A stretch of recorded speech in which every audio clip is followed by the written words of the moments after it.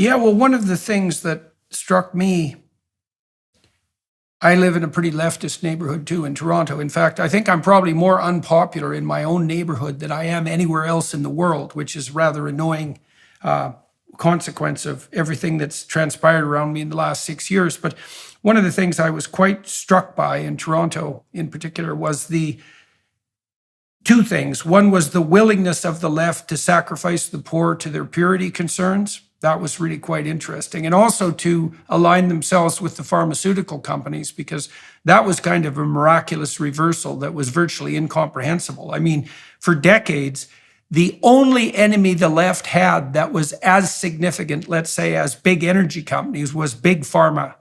And for the left to align themselves with the pharmaceutical companies struck me as a what would you say, a philosophical reversal of miraculous proportions. I still haven't wrapped my head around that entirely. And I was also shocked, and I would really say shocked, by the absolute pleasure that people seem to take in the side effect of the COVID lockdowns, which was the opportunity to spy and inform on your neighbors. And my sense was that in Toronto, first of all, 70% of people would have worn those goddamn masks happily for the rest of their lives. And half of that group would have done it happily merely because it gave them an opportunity to spy on and inform on their neighbors. And I knew that in places like East Germany under the Soviets, that 1/3 of citizens were government informers, which is a pretty damn dismal statistic. But I knew that that proclivity was embedded deep in the heart of the human soul, let's say. If a soul can have a heart, you get my point. But it was still a shock to me to see how rapidly that desire made itself manifest when the social and political conditions made it possible and morally necessary.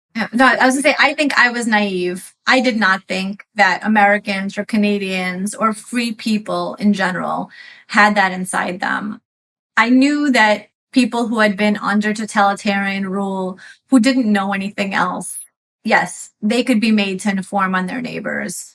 But free people who didn't have anything to lose were telling on people for having too many friends in their backyard, and that was happening frequently in my neighborhood. Another interesting moment was, so I lived in this neighborhood, Park Slope in Brooklyn, and there was like a board on Facebook, and a woman wrote in and she said, "I'm Asian, I was bicycling without my mask, and an older white couple yelled racial epithets at me." This is at the height of the pandemic, spring 2020. And in normal times, obviously everybody would be supportive of her and, oh, how dare this white couple say racist things to you. But the majority of the comments were like, well, you should have been wearing your mask. And that's where they got to, where they threw away their own previous ideas in order for this new mask god. And it was really wild to watch that. I didn't expect that. Look, I'm a lifelong conservative.